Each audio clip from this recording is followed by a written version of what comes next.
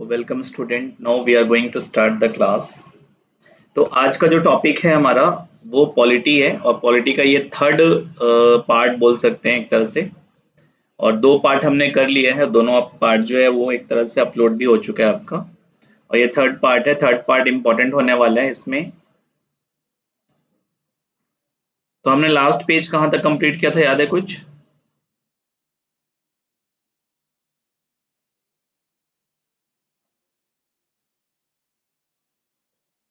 यहाँ से शुरू करना था हमें,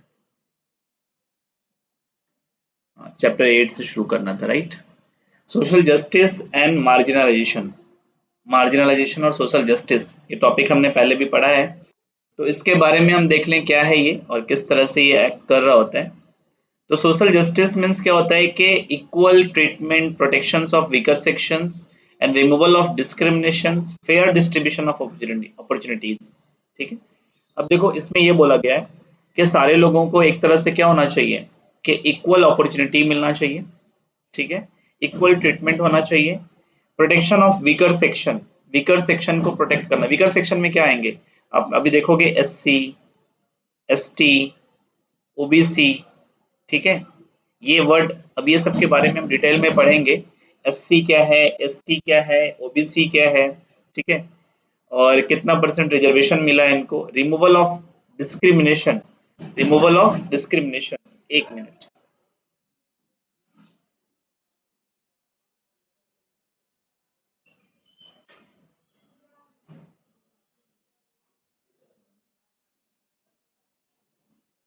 हाँ, सॉरी। तो removal of discrimination and fair distribution of opportunities, और सारे लोगों को एक तरह से फेयर डिस्ट्रीब्यूशन होना चाहिए। ठीक है। तो इसके बारे में ये सोशल जस्टिस कहता है। इंडियन कॉन्स्टिट्यूशन क्या प्रमोट करता है? Equal dignity and protection of minorities. Minorities में कौन आते हैं?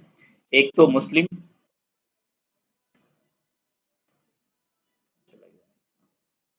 माइनॉरिटीज में कौन आएगा? मुस्लिम हो गया, सिख हो गया, ठीक है, और क्रिश्चियन हो गए। ये सारे लोग किस में आएंगे? माइनॉरिटीज में आएंगे।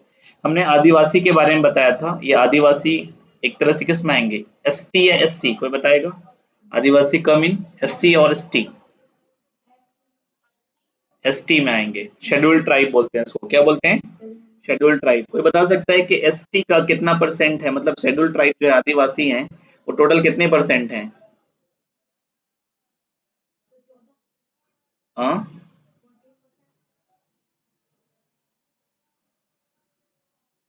14%? नहीं, और सोचो।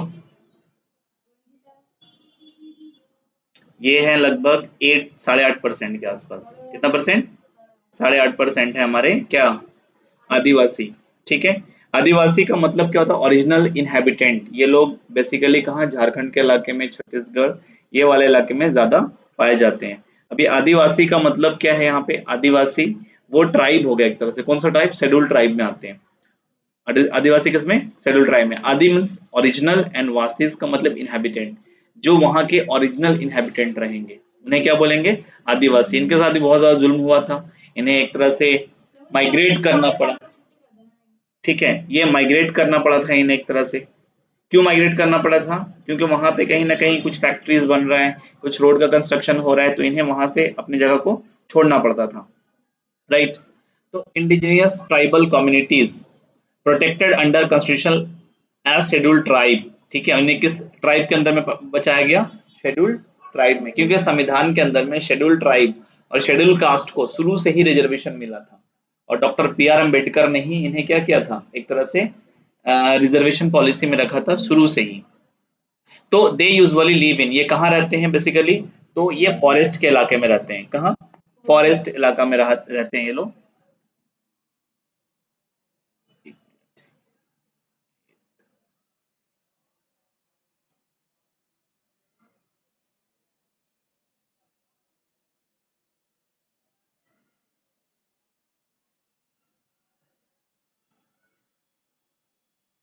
ठीक है, ये they usually live in forest area,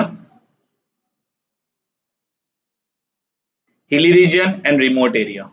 ठीक है, hilly region and remote area में ये लोग रहते हैं। एक मिनट, थोड़ा क्या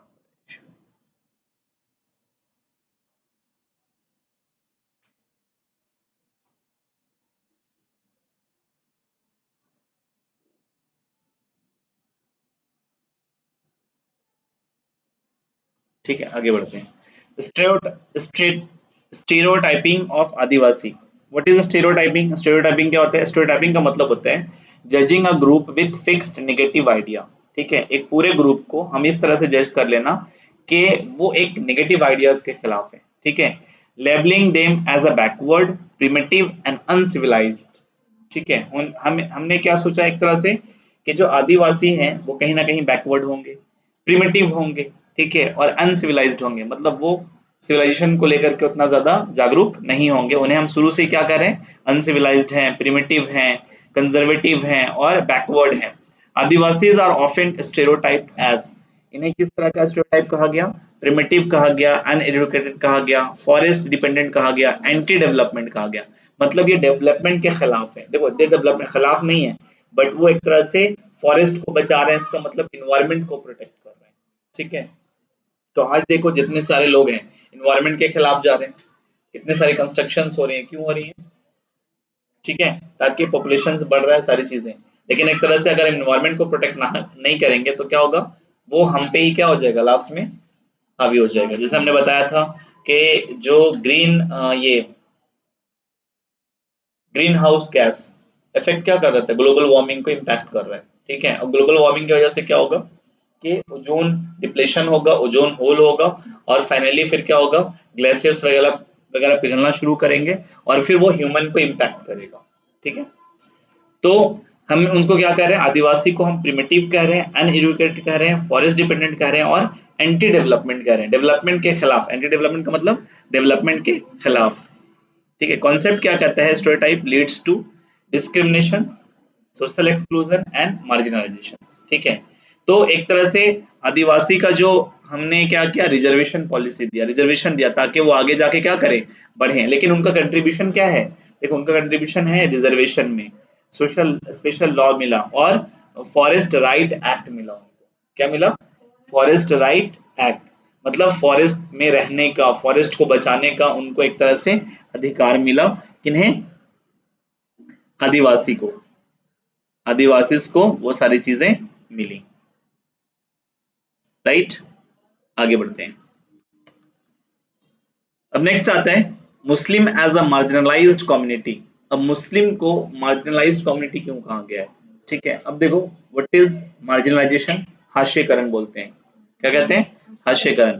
तो मुसलमानों को मार्जिनलाइज क्यों कहा गया? देखो सबसे बड़ी बात तो क्या है, दे हैव, ठीक है, देखो, being pushed in the edge of society, limited access to education, jobs and development. Marginalisation का मतलब क्या है कि उनकी जो भागीदारी है, उनका जो कंट्रीब्यूशन है, वो क्या है, एजुकेशन में देखो अभी भी कम है, दूसरा जॉब्स में भी कम है, सिर्फ 2.4% पूरे पॉपुलेशन का, हम इतने परसेंट ही जॉब में हैं। कितना? 2.4%। ठीक है, डेवलपमेंट में भी क्या है, कहीं ना कहीं है। अब देखोगे टॉप सीईओ सारे कौन दिखेंगे आपको? Non Muslim. ठीक है, आप कभी हॉस्पिटल में जाओ, ठीक है, तो उनमें देखना डॉक्टर्स की लिस्ट देखना, ठीक है, कभी डॉक्टर का लिस्ट देखना, उसमें क्या होगा, अब एक दो डॉक्टर गलती से दिख जाएगा, ठीक है, और उसमें पोजीशन होगा तो बहुत टॉप पे होगा, नहीं तो बहुत बॉटम में होगा, बीच में तो होता ही नहीं। ठीक है, उसी तरह से तुम आईएएस के अंदर में देखोगे, ठीक है, जो सिविल सर्वेंट के एग्जाम होते हैं, उसमें अगर हर साल जो लिस्ट आती है उनमें कितने कितने आईएएस बनते हैं, उस आईएएस की बात कर रहा हूँ, जो प्रॉपर आईएएस मिलता है उनको, तो लगभग 4 से 5, 4 से 5 ही मिल पाते हैं।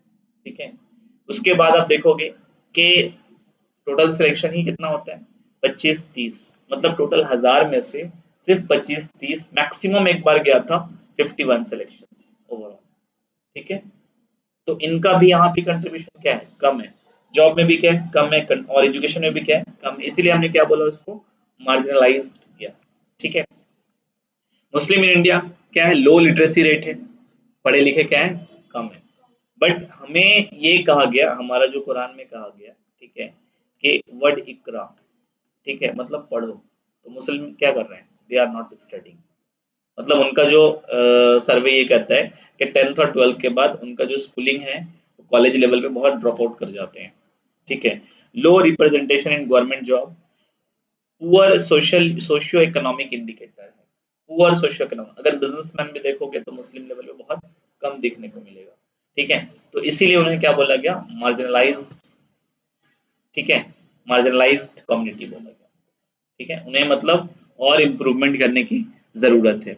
दिस लीड टू, एक सच्चर कमेटी का रिपोर्ट आया था 2006 में, इसका सच्चर कमेटी का रिपोर्ट आया था, उन्होंने बोला कि जो मुस्लिम का रिप्रेजेंटेशन है, मुस्लिम का जो भागीदारी है एजुकेशन गवर्नमेंट जॉब में सिर्फ 2.4% है, ठीक है, और हर जगह पे एजुकेशन से लेकर के बिजनेस से लेकर के सारे सेक्टर्स में क्या है, कम। इवन हम कह सकते हैं पॉलिटिक्स में भी क्या है, बहुत कम है। अब बता दो कितने मिनिस्टर्स जो मुस्लिम है, मिनिस्टर्स की बात कर रहा हूँ जो मुस्लिम है, ठीक है, एक या दो, वो भी नहीं दिखता है, ठीक है, एक मिनिस्टर था वो भी गायब है, बाकी एमएलए एमपी भी बहुत क्या है, कम है, ठीक है। सीएम देख लो, कोई भी मुसलमान सीएम पूरे इंडिया में नहीं है, ठीक है, गवर्नर वगैरह है थोड़ा बहुत मुस्लिम, लेकिन नहीं है, समझ में आ गया। तो उनके इसीलिए क्या बोला गया उन्हें, marginalised sections of the community. SC and ST की बात किया जाए तो प्रिवेंशन ऑफ एट्रोसिटीज एक्ट 1989, ठीक है, एट्रोसिटीज एक्ट 1989, तो याद रखना S C S T act जो है, एट्रोसिटी एक्ट कब आया, 1989 में आया, इनेक्टेड किया गया। क्यों आएगा, prevent violence against S C S T, S C S T के साथ हम गलत नहीं कर सकते हैं, उनके साथ वायलेंट नहीं कर सकते हैं, अगर उनके साथ वायलेंट करेंगे तो इस एक्ट के तहत हमें बहुत ज्यादा जुर्माना देना पड़ेगा, इवन जेल भी हो सकता है, ठीक है। पनिश कास्ट बेस्ड क्राइम, ठीक है, क्योंकि अगर कास्ट बेस्ड क्राइम करेगा तो उसे पनिश किया जाएगा। प्रोटेक्ट डिग्निटी, उनकी जो डिग्निटी है उसे प्रोटेक्ट करना चाहिए, ठीक है, क्योंकि दलित ट्राइबल फेस डिस्क्रिमिनेशन, अभी भी आज भी देखो जो दलित है, जो बिल्कुल lower section of the community में जो बिलोंग करते हैं, ठीक है, आज भी कहीं ना कहीं उनके साथ क्या होता है, भेदभाव होता है, ठीक है। इवन छोड़ो, जो इससे पहले के जो क्या थे, अभी अभी के जो बनी है प्रेसिडेंट ऑफ इंडिया, वो भी तो एसटी है ना, ठीक है, वो भी संथल ट्राइब से आती है, झारखंड क्यों ये संथल ट्राइब से आती है वो भी क्या है, first ST president of India and second Muslim president of India was is Draupadi Murmu, ठीक है, समझ में आया यहाँ तक। तो फिजिकल वायलेंस होता है उनके साथ, सोशल बायकट किया जाता है उन्हें, ठीक है, इसीलिए इस एक्ट को आया 1989 एससी एसटी एक्ट को लाना पड़ा 1989 में, ठीक है। This act ensures legal protections, special courts and a strict punishment. इनके साथ अगर भेदभाव होगा तो जो सुप्रीम कोर्ट है वो क्या है, एक तरह से हाई कोर्ट कड़ा से कड़ा एक्शन ले सकता है, ठीक है। आगे बढ़ते हैं। सच्चर कमेटी सेटअप इन 2005, ठीक है, 2005 में सेटअप किया गया उसको। चेयरमैन कौन थे, जस्टिस राजेंद्र सच्चर नाम था उसका। पर्पस क्या था, उसने स्टडी किया सोशल पे, इकोनॉमिक पे, एजुकेशन स्टेटस ऑफ मुस्लिम पे, इस पे एजुकेशन स्टेटस ऑफ मुस्लिम पे। फाइंडिंग क्या उन्हें मिला, Muslim lacks behind in education employment economic growth. देखो एजुकेशन नहीं है तो जॉब उस तरह का नहीं मिलेगा, जॉब नहीं मिलेगा, वे बिजनेस कर नहीं पा रहे हैं, ठीक है, because they don't have money, so much surplus of money, ठीक है, और कहीं ना कहीं बिजनेस करने के लिए भी एजुकेशन की जरूरत पड़ रही होती है। और फाइनली अगर ये सब नहीं होगा तो इकोनॉमिक ग्रोथ क्या होगा, कम होगा, इकोनॉमिक ग्रोथ भी नहीं होगा। कॉन्सेप्ट ये कहता है government policy need to ensures, government का एक पॉलिसी क्या करना चाहिए, इंक्लूसिव डेवलपमेंट करना चाहिए, मतलब सबका साथ सबका विकास, ठीक है। इंक्लूसिव डेवलपमेंट का मतलब हमें हर तरह से डेवलपमेंट करने की जरूरत है, मतलब marginalise section of the society, Muslims को भी और जो कम्युनिटी के अंदर में जो मार्जिनलाइज सेक्शंस में आते हैं उनकी बात कर रहा हूँ। ये सचर कमेटी का रिपोर्ट था 2006 में जो दिया गया था। फिर आता है चाइल्ड लेबर अमेंडमेंट ईयर, ठीक है, चाइल्ड लेबर को लेकर क्या अमेंडमेंट है याद रखना। Child labour protections prohibitions and regulations जो आया गया एक्ट 1986 में आया, अमेंड किया गया इसे 2016 में। अमेंड का मतलब उसमें सुधार करना, अमेंड का मतलब क्या होता है, सुधार करना, 2016 में उसमें सुधार किया गया।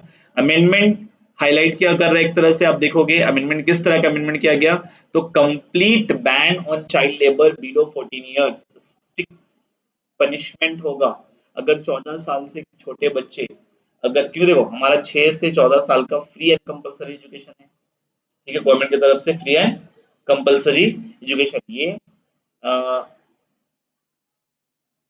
ठीक है।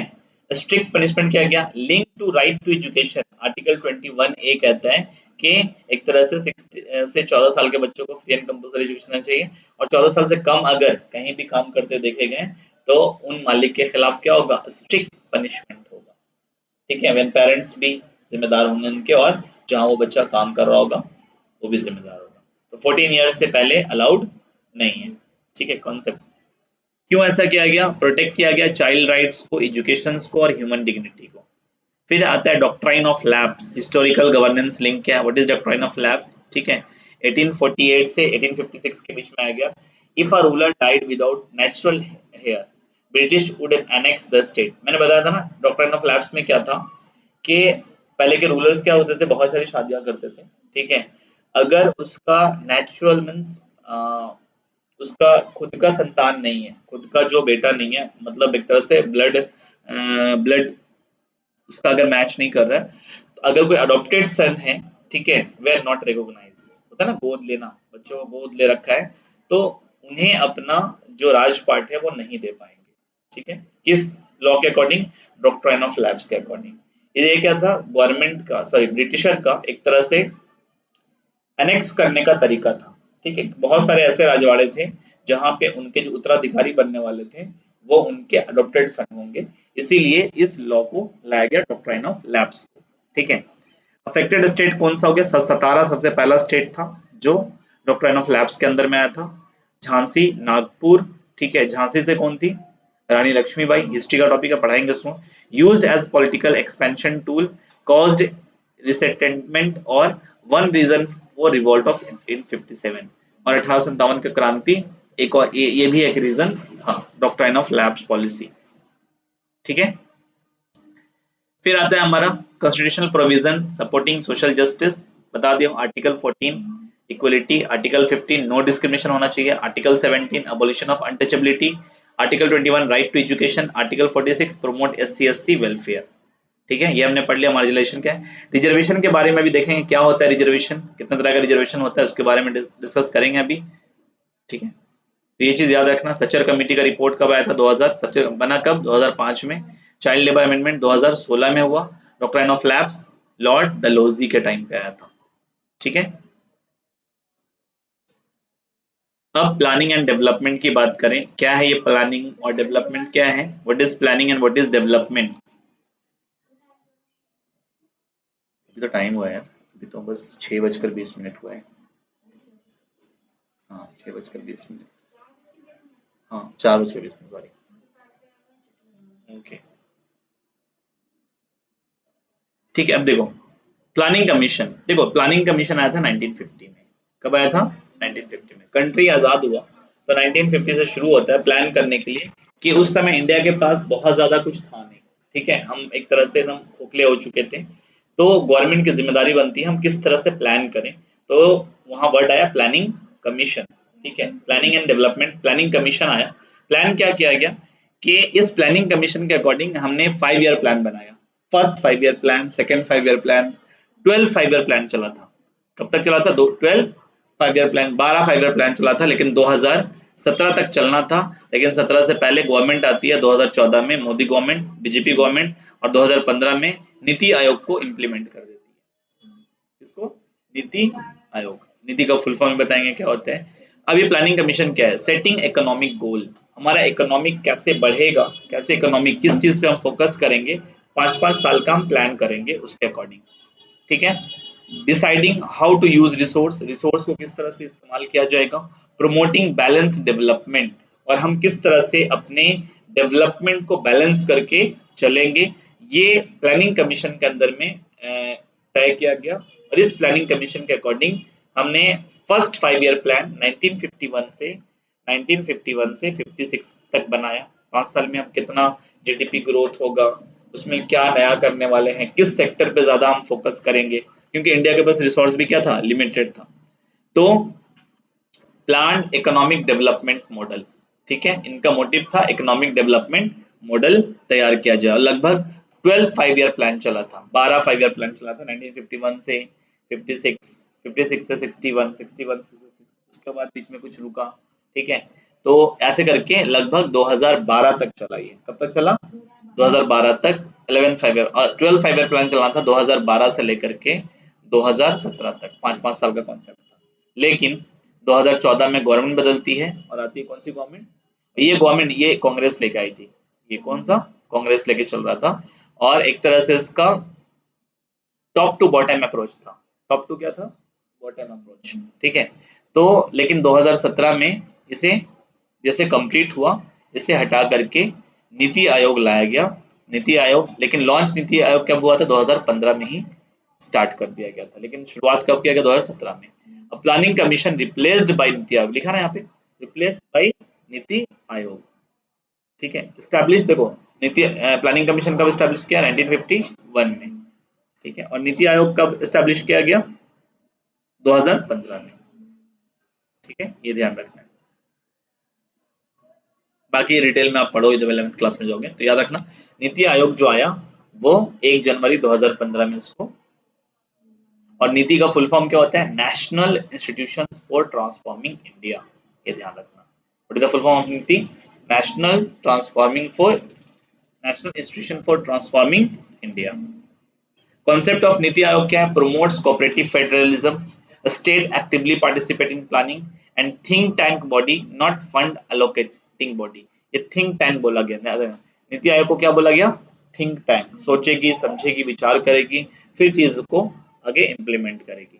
इसका ऑब्जेक्टिव क्या है? Sustainable development, sustainable development, policy innovations, a stretching state and long term vision planning। मतलब लंबे समय के लिए विजन प्लानिंग करेगा। तो 2015 से देखो, 2015 से लेके 2026 आ चुका है, लगभग इस प्लानिंग कमीशन का 10 साल हो चुका है। अब 10 साल में क्या ट्रांसफॉर्म देखने को मिल रहा है आगे रिपोर्ट में आएगा, अभी तक ऐसा कोई रिपोर्ट आया नहीं है, ठीक है।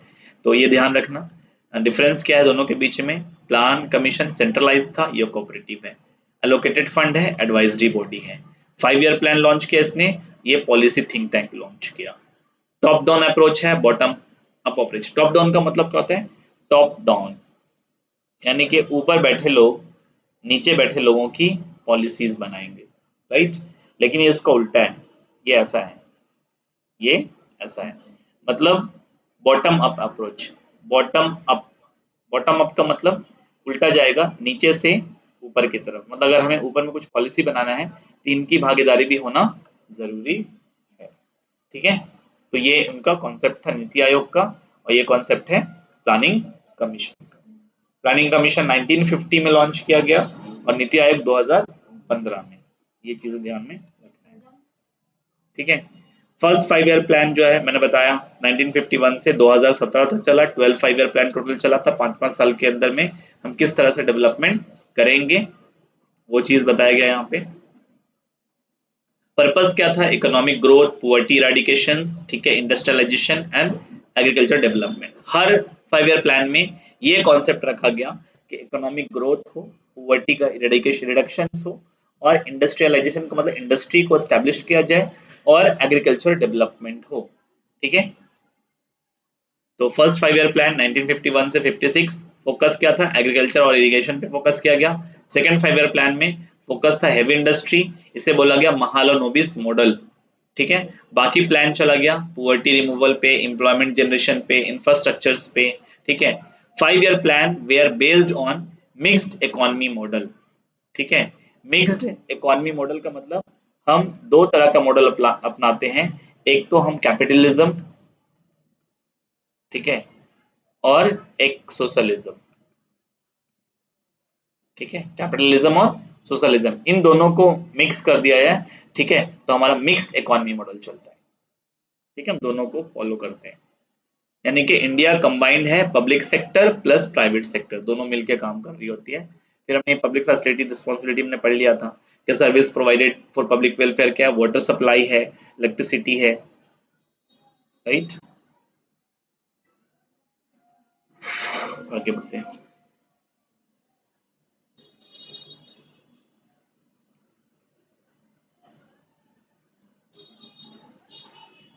ठीक है। अब आया ब्रिटिश ये सब चीजें last viceroy of India, founder of Brahmo Samaj. यहाँ पे ये हिस्ट्री का कुछ टॉपिक है, यहाँ पढ़ लो या हिस्ट्री में पढ़ लो, बात बराबर ही है। ठीक है। Last last viceroy of India, मैंने इसका पूरा एक वो बना रखा है कि फर्स्ट वाइसरॉय कौन था, फर्स्ट गवर्नर जनरल कौन था, हिस्ट्री का टॉपिक है वो। तो लास्ट वाइसरॉय का याद रखना, लॉर्ड लॉर्ड माउंटबेटन। ठीक है, पीरियड 1947 में आया था। ठीक है। और ये टॉपिक हम हिस्ट्री में पढ़ेंगे तो ज्यादा बेहतर है, ये हिस्ट्री का टॉपिक है। फर्स्ट गवर्नर जनरल कौन था, इस तरह का चीज। फाउंडर ऑफ ब्रह्मो समाज राजा राम मोहन रॉय। ठीक है। ब्रह्मो समाज के बारे में किसने फाउंड किया था, राजा राम मोहन रॉय ने 1828 में। Remove social evil, promote social reform, encourage rational thinking. ठीक है।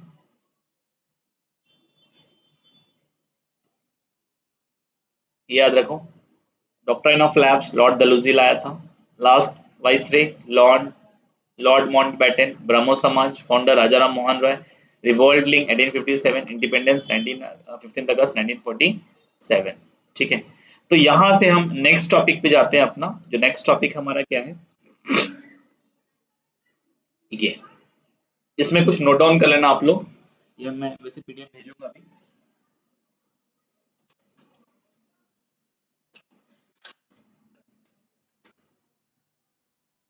ठीक है। तो नेक्स्ट टॉपिक जो हमारा है, ये हम पढ़ेंगे, कुछ फैक्ट्स है वो याद रखना। जैसे हमने बोला कि फर्स्ट सीजीआई ऑफ इंडिया कौन है, who was the first CGI of India. तो फर्स्ट सीजीआई का मतलब चीफ जस्टिस ऑफ इंडिया कौन था, तो फर्स्ट सीजीआई है हमारे एच जे कानिया, हीरालाल जय कानिया, या full name Harilal Jai Kundas Kania. Position first chief justice of India. Tenure 26 January 1950 से 6 November 1951। Appointed by Rajendra Prasad. Rajendra Prasad को से फर्स्ट प्रेसिडेंट ऑफ इंडिया, क्योंकि सीजीआई का अपॉइंटमेंट कौन कर रहा होता है, तो प्रेसिडेंट ऑफ इंडिया कर रहा होता है। ठीक है। Court supreme court of India में, याद रखना। फर्स्ट सीजीआई तो क्लियर हो गया, फर्स्ट सीजीआई। तो लेटेस्ट सीजीआई कौन है अभी, अभी की जो सीजीआई है वो कौन है, तो अभी की जो सीजीआई है, प्रेजेंट सीजीआई जो है वो सूर्यकांत है। कौन है ये, सूर्यकांत। ठीक है। और ये आई थिंक हम कह सकते हैं 53rd सीजीआई ऑफ इंडिया है, 53rd position, 53rd CGI of India, याद रखना। कब, 24 नवंबर 2025 में अपॉइंट किए गए थे, अभी तक हैं। किसने अपॉइंट किया, द्रौपदी मुर्मू ने, क्योंकि सीजीआई का अपॉइंट कौन करता है, प्रेसिडेंट ऑफ इंडिया करता है। ठीक है। रिटायरमेंट कब एक्सपेक्टेड, इन फरवरी 2027 में इनका रिटायरमेंट है। ठीक है। क्या अभी तक कोई फीमेल सीजीआई बनी है, तो नहीं, ऑप्शन याद रखना, अभी तक कोई भी फीमेल सीजीआई नहीं बनी है। तो फर्स्ट सीजीआई याद रखना है और प्रेजेंट सीजीआई याद रखना है, उनका नंबर याद रखना है। ठीक है। India has never had a female chief justice of India yet. अभी तक कोई भी female chief justice of India अभी तक नहीं बनी है, लेकिन till now no women has been appointed as CJI chief justice of India. ठीक है। लेकिन याद रखना, फर्स्ट वीमेन जज ऑफ सुप्रीम कोर्ट। ठीक है। सुप्रीम कोर्ट की फर्स्ट वीमेन जज कौन थी, एम फातिमा बीवी। ठीक है। M Fatima Beevi appointed to the Supreme Court in 1989 में, later become the governor of Tamil Nadu. 1970 से 2001 तक गवर्नर बनी तमिलनाडु की। ठीक है। विमेन जज इन सुप्रीम कोर्ट बनी थी, तो याद रखना फर्स्ट विमेन जज ऑफ सुप्रीम कोर्ट कौन थी, फातिमा बीवी। ठीक है। आगे बढ़ते हैं। लेकिन कहा यह जाता है कि आने वाला जो चीफ जस्टिस होंगी वो फर्स्ट फीमेल चीफ जस्टिस बनेंगी। ठीक है। 2027 के बाद, ये ऐसा मतलब अनुमान लगाया जा रहा है कि बीवी नगराथना बीवी नगराथना is expected to become the first female chief justice of India in 2027। ये ध्यान रखना है। फर्स्ट चीफ इलेक्शन कमीशन बताया था मैंने, इलेक्शन करवाता है जो, वह सुकुमार सेन। कौन था, Sukumar Sen was the first chief election commission of India. बिल्कुल याद रखना ये चीजें। दूसरा, कब से कब तक, 1950 से लेकर के 1958 तक ये रहे थे इलेक्शन कमीशन ऑफ इंडिया। एक तरह से मैंने बताया था ना शुरू टाइम पे, इसे आईसीएस ऑफिसर कहा था, इंडियन सिविल सर्विस, जो कि अब आईएएस ऑफिसर होते हैं। ये नाम चेंज हो गया उसका, आईसीएस का नाम चेंज करके क्या कर दिया, आईएएस कर दिया गया। ठीक है। तो ही successfully conducted India first general election 1951 से 52 के बीच में, और largest democratic election in the world at the time. तो सुकुमार सेन मतलब first chief election commission of India, ये बिल्कुल आपको याद रखना है। Present chief election commission of India कौन है, Gyanesh Kumar. Gyanesh Kumar is the present chief election commission of India. Position क्या है? Chief election commission of India. ठीक है, फॉर्मर आईएएस ऑफिसर थे ये, केरला कैडर के। कौन? ज्ञानेश कुमार। ठीक है, क्या है role of CSC? Free and fair election किया जाए। ठीक है, सुपरवाइज इलेक्शन फॉर, लोकसभा के इलेक्शन को सुपरवाइज करें, राज्यसभा के इलेक्शन को सुपरवाइज करें, स्टेट लेजिस्लेटिव असेंबली को सुपरवाइज करें, president and vice president elections को भी सुपरवाइज करेंगे। कौन? ये chief election commission of India. ठीक है, तो ये याद रखना है बिल्कुल। ये कितने नंबर के हैं ध्यान रखना, ये भी 26, अब तक के 26वां चीफ इलेक्शन कमीशन को अपॉइंट कर लिया गया है। ठीक है, चीफ इलेक्शन कमीशन के अलावा 2 इलेक्शन कमीशन और होते हैं, अगर इनके एब्सेंस में वो वर्क कर रहे होते हैं। ठीक है, आगे अब आते हैं प्रेसिडेंट को लेकर के। फर्स्ट प्रेसिडेंट ऑफ इंडिया सबको पता है, डॉक्टर राजेंद्र प्रसाद। अभी के जो प्रेसिडेंट हैं, लेटेस्ट प्रेसिडेंट कौन है? Present president Draupadi Murmu. कितने नंबर की है? 15th प्रेसिडेंट ऑफ इंडिया है, ध्यान रखना है, 15th president of India. Vice president की बात किया जाए तो वाइस प्रेसिडेंट कौन है? Sarvepalli Radhakrishnan was the first vice president of India. Vice president अभी कौन है? ठीक है, अभी के वाइस प्रेसिडेंट को बता सकता है? जगदीप धनखड़ तो नहीं है, तो पहले के हैं। अभी ये कौन है? एनीवन? सीपी राधाकृष्णन। हाँ, ठीक है, कौन है? सीपी राधा कृष्णन। इसको कट कर देना, सीपी राधा कृष्णन।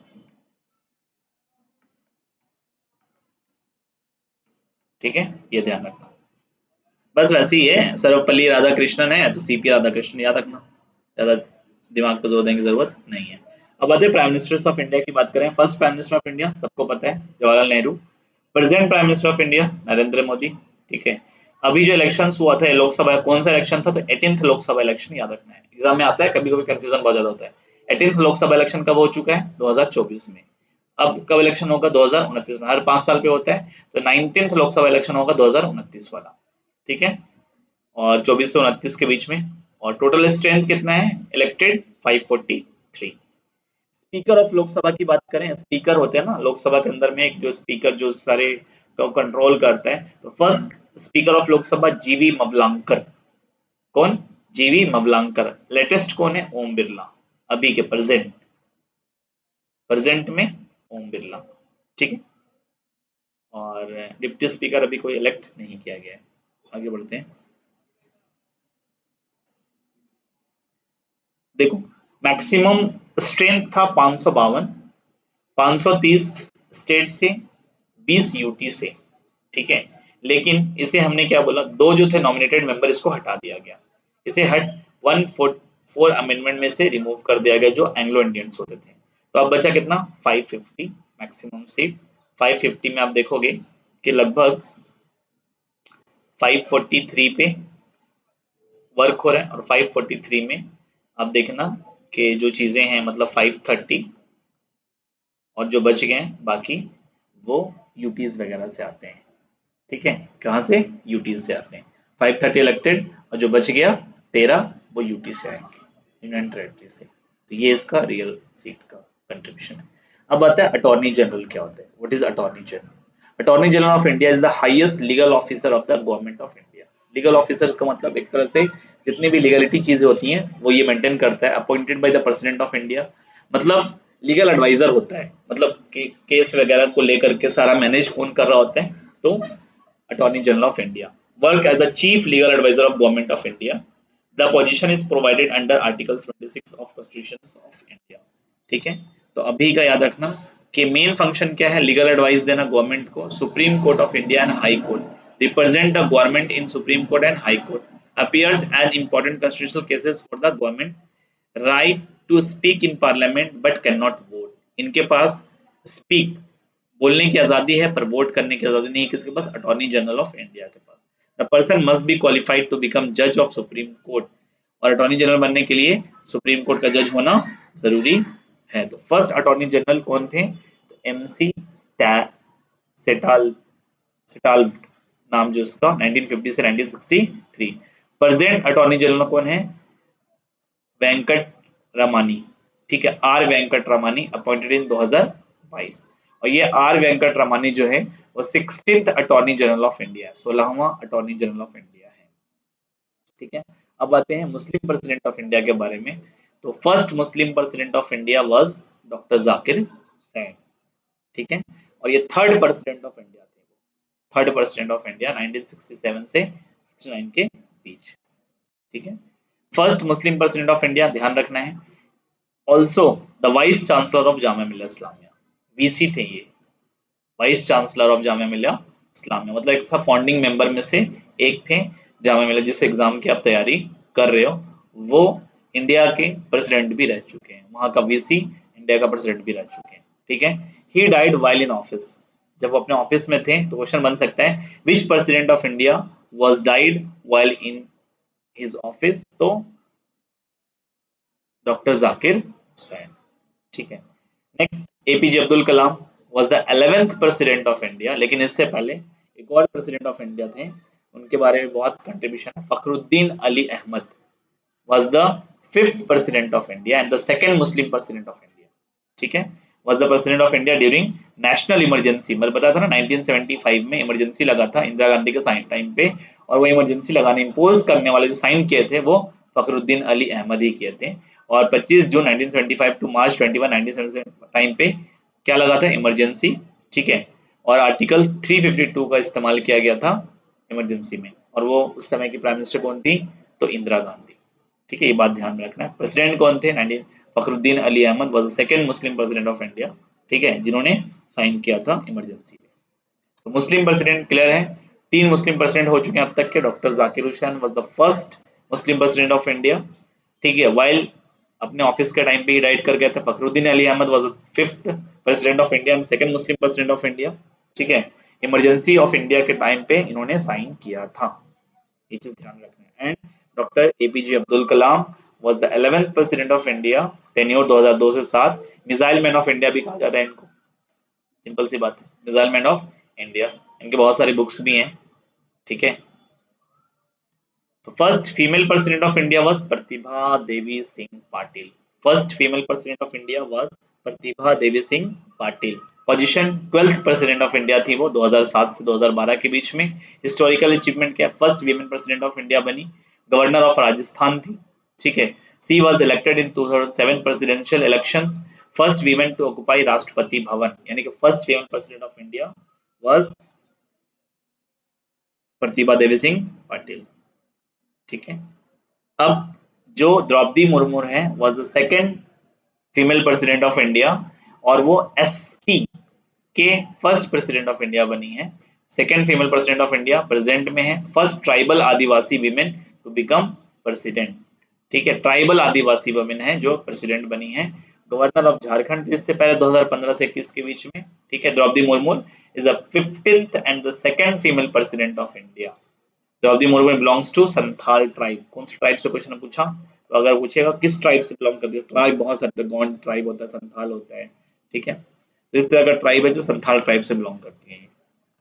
क्लियर है यहाँ तक, एसटी कम्युनिटी से बिलोंग करती है, संथाल से, और mainly found in Orissa, Jharkhand, West Bengal and Bihar.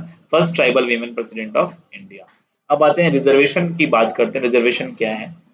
ठीक है, रिजर्वेशन पॉलिसी क्या है, कितना परसेंट इसको रिजर्वेशन मिला है।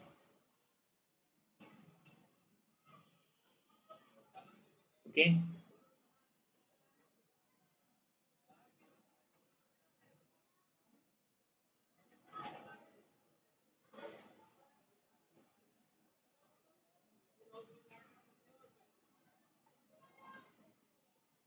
आगे बढ़ते हैं। ठीक है, तो रिजर्वेशन मीन्स स्पेशल प्रोविजंस और quotas given to certain socially and educationally backward group. मतलब जो मैंने बताया था ना, जो बैकवर्ड कम्युनिटी हैं उन्हें एक तरह से रिजर्वेशन दिया जाए ताकि वो भी आगे आए। ठीक है, किस फील्ड में, एजुकेशन में, गवर्नमेंट जॉब में and legislature, to ensures equality and representations. Right,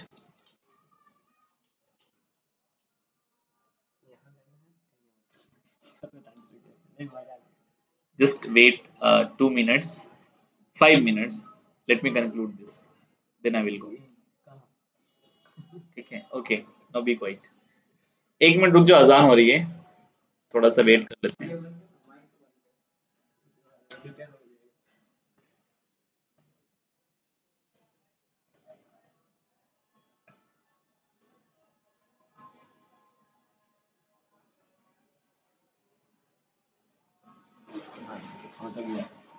हम्म, भाई चलना तो पड़ेगा, कुछ ऑप्शन तो है नहीं।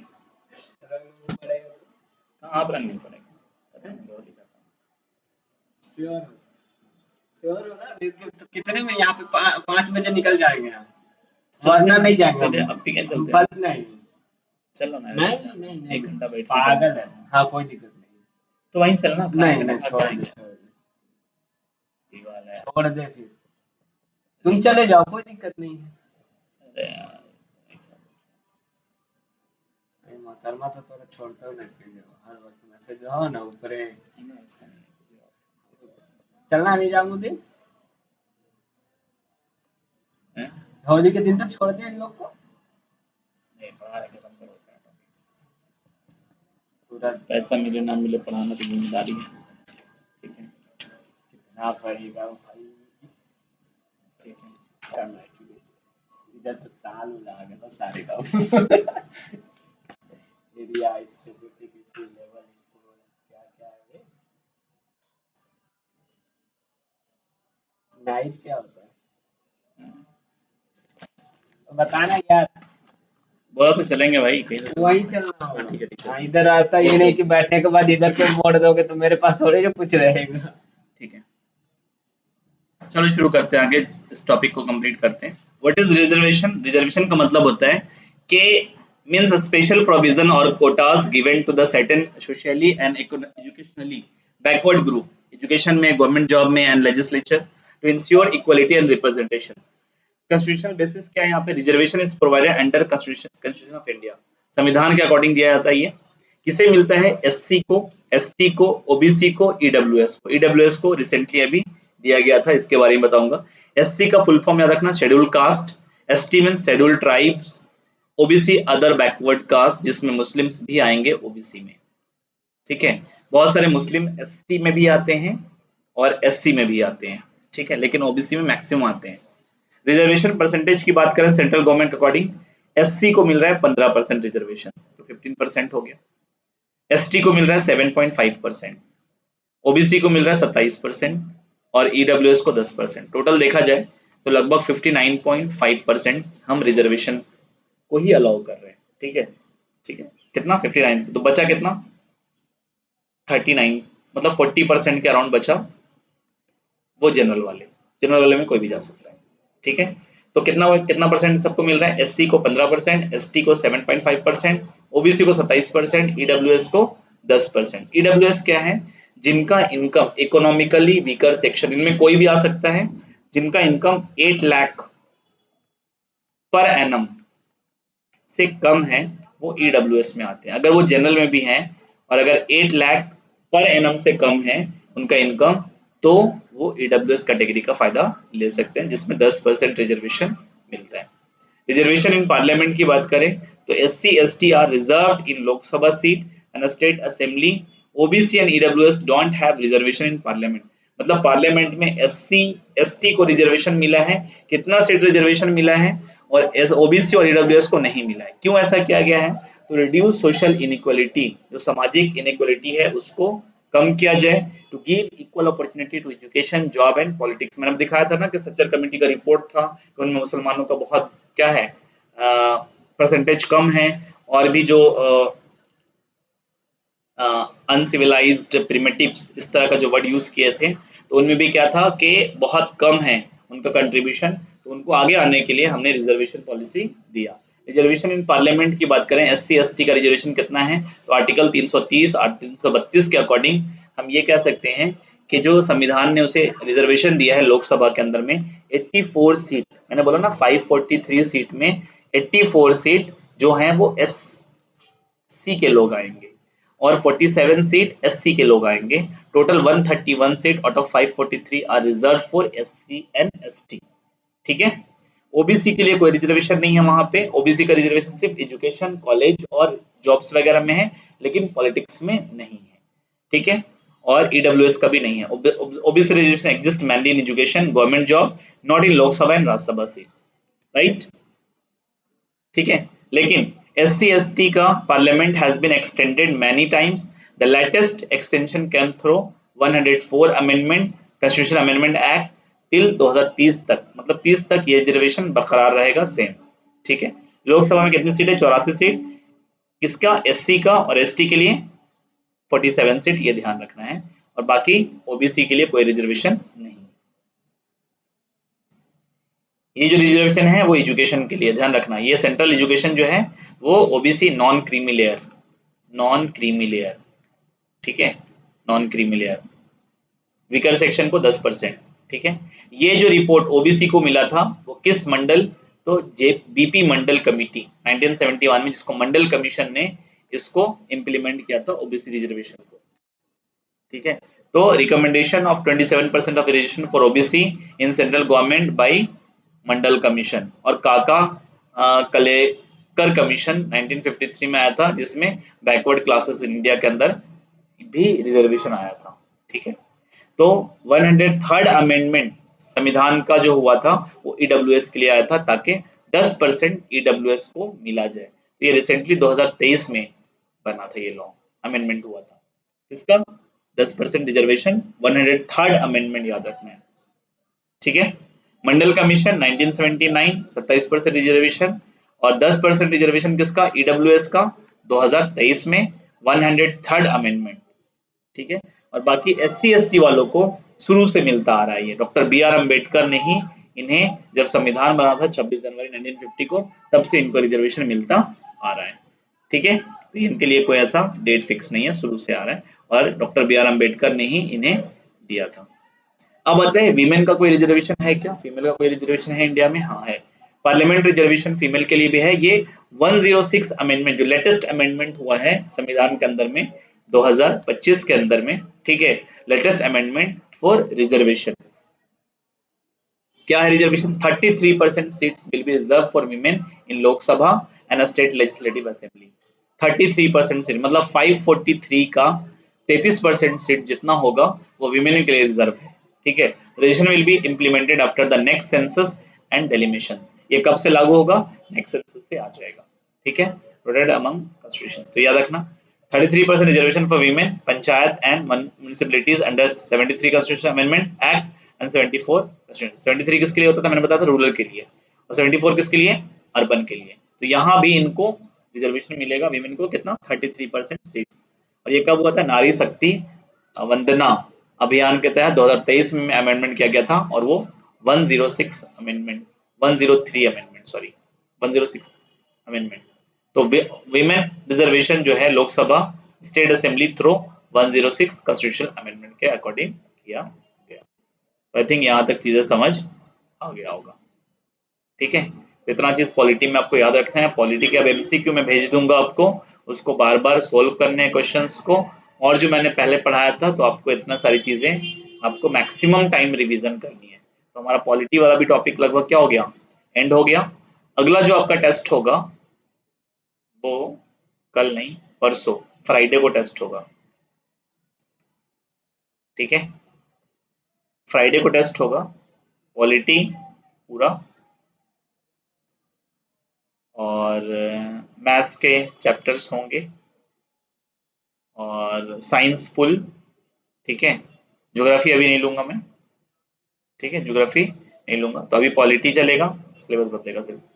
तो टेस्ट के लिए कल नहीं परसों, ठीक है। तो क्लास को हम यहाँ पे वाइंड अप करते हैं। आज का क्लास यहीं पे एंड किया जाए, नेक्स्ट फॉर नेक्स्ट डे।